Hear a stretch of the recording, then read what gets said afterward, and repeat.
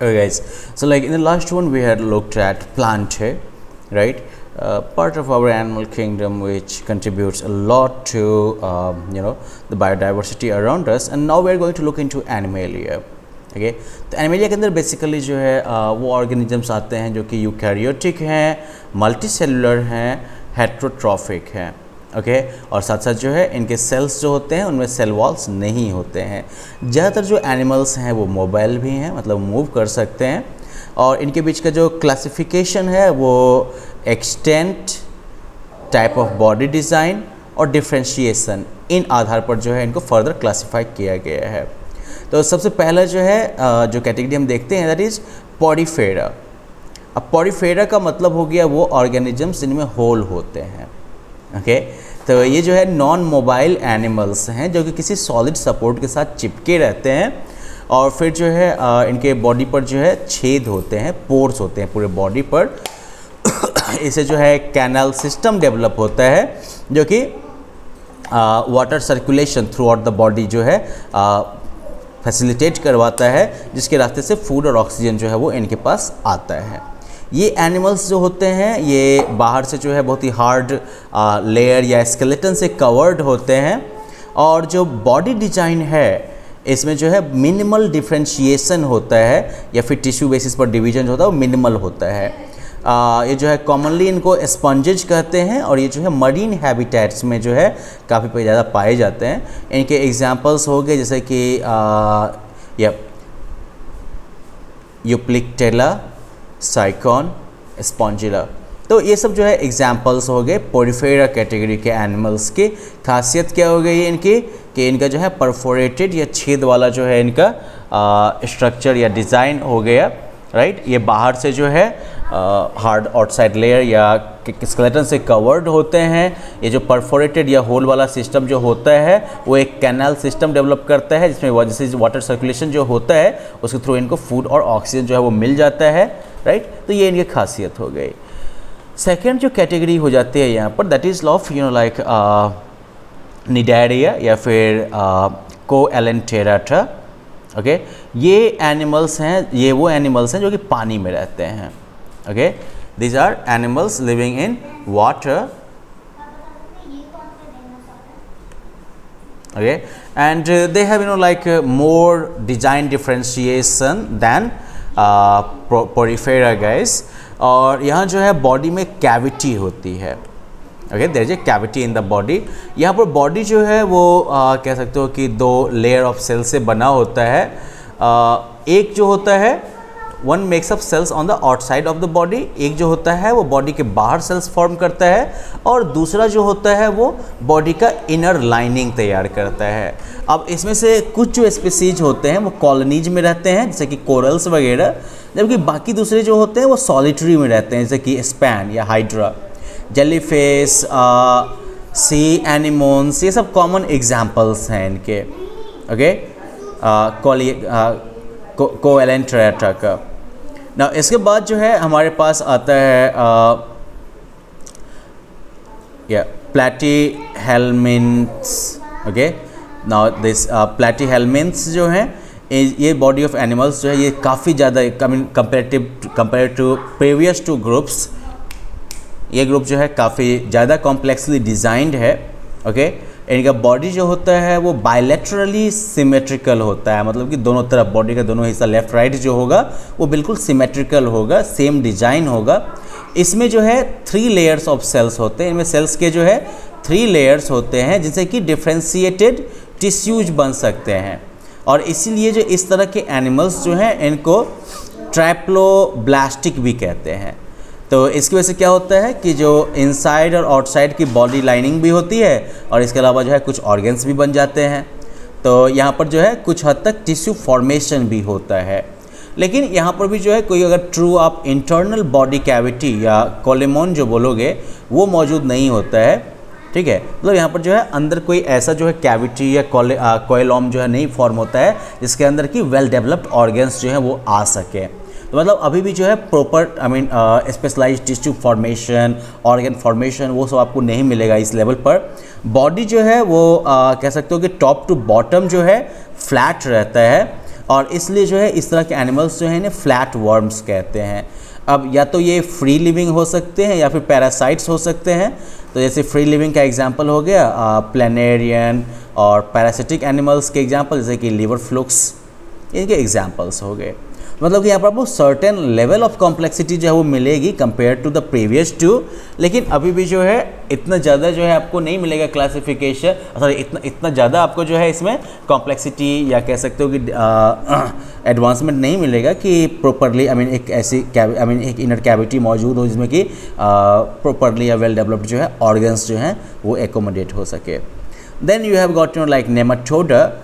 Nematode body जो है ये भी बायलैटरली सिमेट्रिकल होता है, तो मतलब कि लेफ्ट राइट दोनों तरफ बराबर का डिज़ाइन रहेगा, और ट्रैप्लोब्लास्टिक होता है, मतलब कि ट्रिपल लेयर ऑफ सेल्स।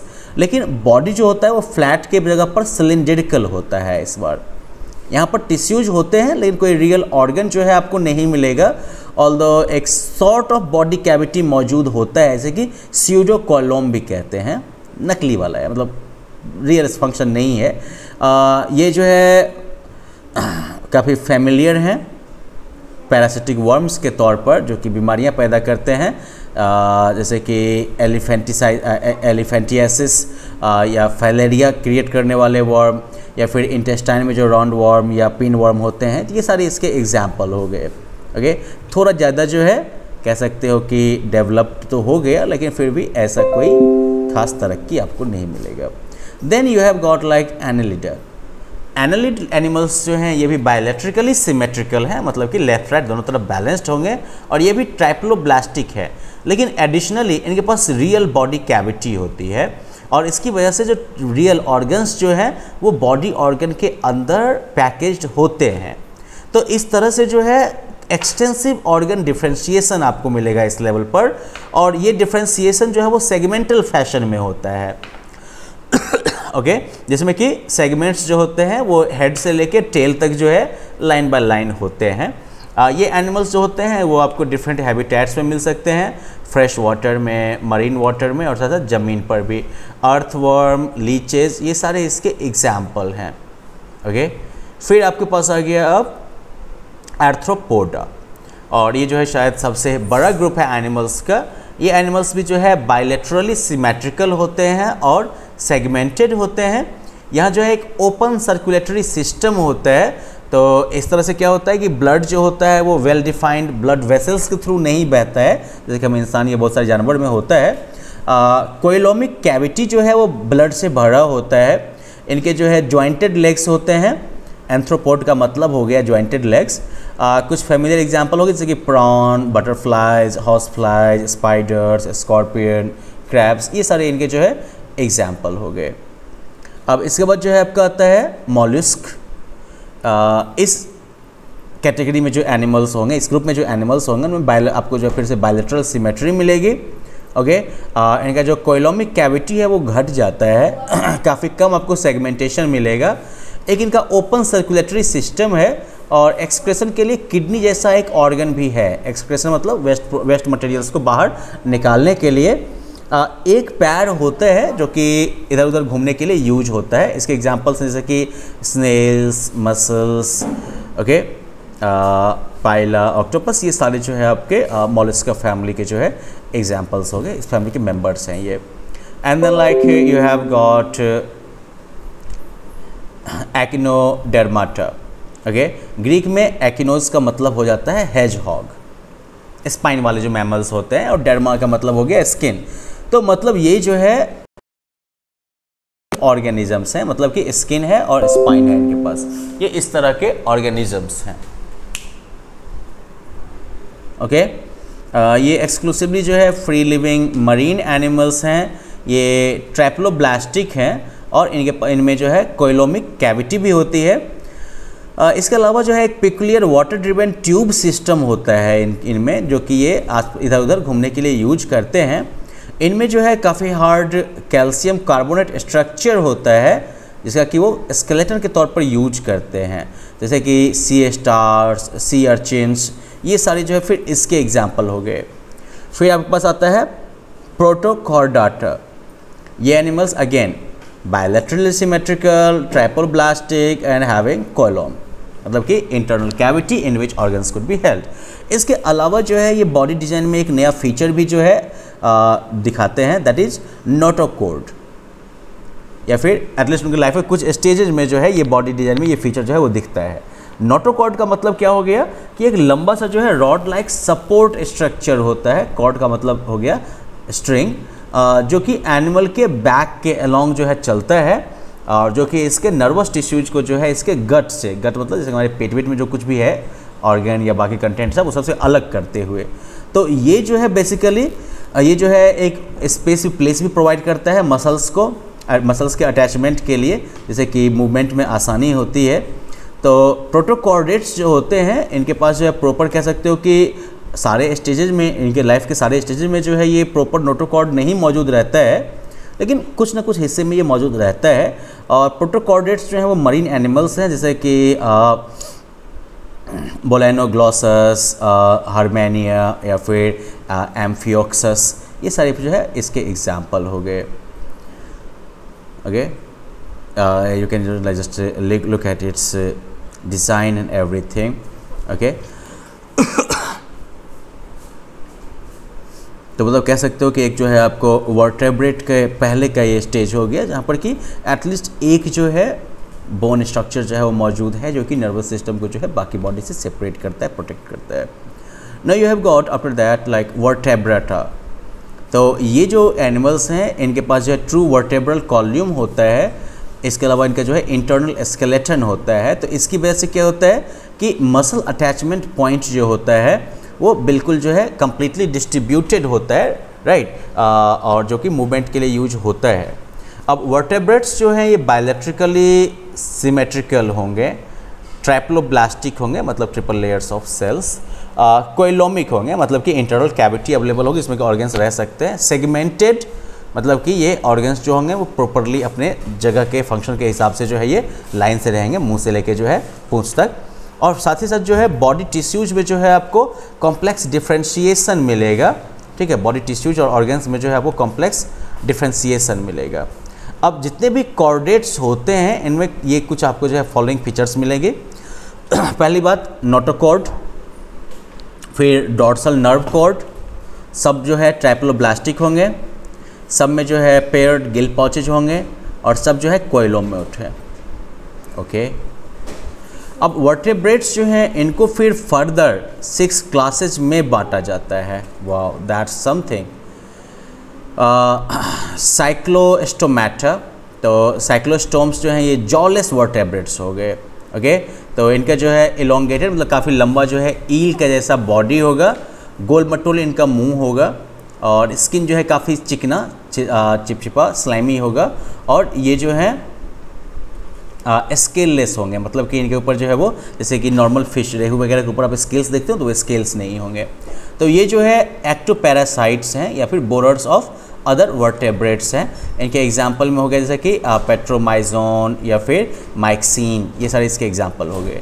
फिर आपको होता है पाइसेस, ये फिश हैं और ये एक्सक्लूसिवली एक्वाटिक एनिमल्स हैं। इनका स्किन जो है वो स्केल्स से भरा होता है, स्केल्स या प्लेट्स से, और ये जो है गिल्स का यूज करके पानी में घुला हुआ जो ऑक्सीजन होता है उसका यूज करते हैं। इनका बॉडी बिल्कुल स्ट्रीमलाइंड होता है और जो मस्कुलर टेल इनका होता है, ये दिख रहे हो पीछे में टेल टाइप का बना हुआ है, तो ये मस्कुलर टेल जो होता है उसका यूज करते हैं मूवमेंट के लिए। नॉर्मली ये कोल्ड ब्लडेड होते हैं और इनके हार्ट में जो है सिर्फ एक चैम्बर होता है। हम ह्यूमंस में 4 चैम्बर होते हैं हार्ट में, इनके हार्ट में नॉर्मली जो है इनके हार्ट में सिर्फ एक चैम्बर होता है। ये अंडा देते हैं, एग्स देते हैं। अब जो है हम बहुत तरह के फिशेज को देख सकते हैं। कुछ जो है वो कुछ ऐसे हैं जिनका स्केलेटन जो है वो कम्प्लीटली जो है कार्टिलेज का बना होता है, जैसे कि शार्क वगैरह, और दूसरी तरफ जो है कुछ है जिनका स्केलेटन जो है वो बोन और कार्टिलेज दोनों से बना होता है, जैसे कि ट्यूना या रोहू वगैरह। तो ये हो गया अलग एक और डिफरेंस इनके अंदर। फिर फर्दर जो कैटेगरी आती है दैट इज ऑफ एम्फीबिया। अब ये एनिमल्स जो हैं वो फिश से इस सेंस में अलग हैं कि इनके पास जो है स्केल्स नहीं होता है। ओके, दे लैक स्केल्स, और इनके स्किन में जो है म्यूकस ग्लैंड्स होते हैं, और इनका जो है 3 चैम्बर्ड हार्ट होता है। इनके हार्ट में जो है 3 चैम्बर्स होते हैं।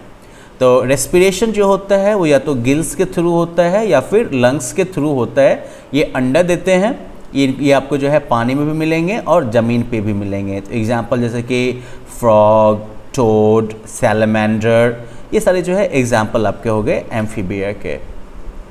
Move further and you will find the reptilia. अब ये जो है कोल्ड ब्लडेड एनिमल्स होते हैं और स्केल्स होते हैं इनके ऊपर, ओके, स्केल्स होते हैं और ये जो है लंग्स के थ्रू ब्रीथ करते हैं।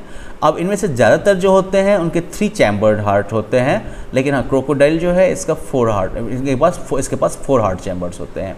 ये जो है अंडा देते हैं, अंडे के ऊपर टफ कवरिंग होती है और इनको जो है पानी में अंडा देने की ज़रूरत नहीं होती है एम्फीबियंस की तरह, ठीक है। स्नेक्स, टर्टल्स, लिजर्ड्स, क्रोकोडाइल्स, ये सारे जो है वो इस कैटेगरी में आ जाते हैं, रेप्टिलिया की कैटेगरी में। अब इसके बाद जो है एव्स जो है ये वार्म ब्लडेड एनिमल्स हैं जिनका कि 4 चैम्बर्ड हार्ट होता है। वो जो है अंडा देते हैं और बेसिकली जो है इनमें जो है एक आउटसाइड कवरिंग होता है फेदर्स का और फिर इनके पास जो है 2 फोरलिम्स होते हैं जो कि फ्लाइट के लिए मॉडिफाइड है, ओके, पंख जिनको आप कहते हैं। ये लंग्स के थ्रू जो है ब्रीथ करते हैं और सारे बर्ड्स जो हैं वो इस कैटेगरी में आते हैं। तो आपने क्या समझा यहाँ पर कि बर्ड्स के जो विंग्स देखे हैं आपने, तो वो उनका 4 लिम्ब हो गया। जैसे कि हम लोग का हाथ है ना, तो वैसे ही बर्ड का वो 4 लिम्ब हो गया, उनका पंख, और उस तरफ 2 पैर तो उनके पीछे हैं ही। तो एव्स की कैटेगरी हो गई। And then finally you have got Mammalia.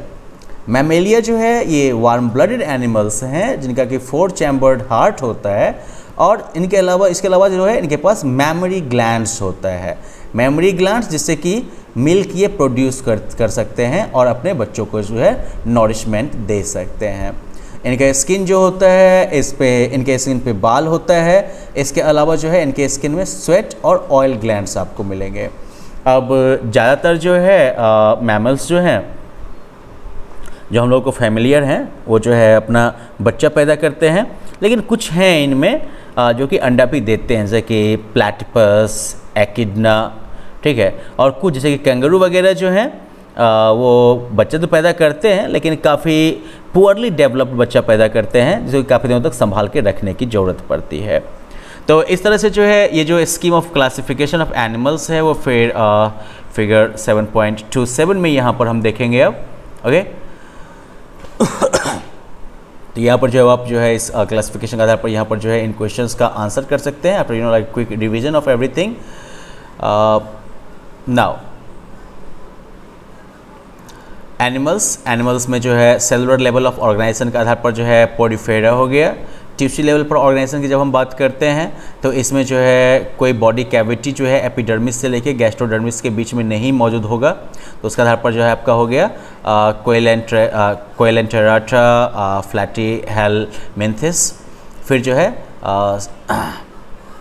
स्यूडोकोइलम जिसमें कि नेमाटोडा आ गया। फिर कोइलोमेट मतलब जिनका कि इनर जो है कैविटी जो है मौजूद होगा, बॉडी कैविटी मौजूद होगा।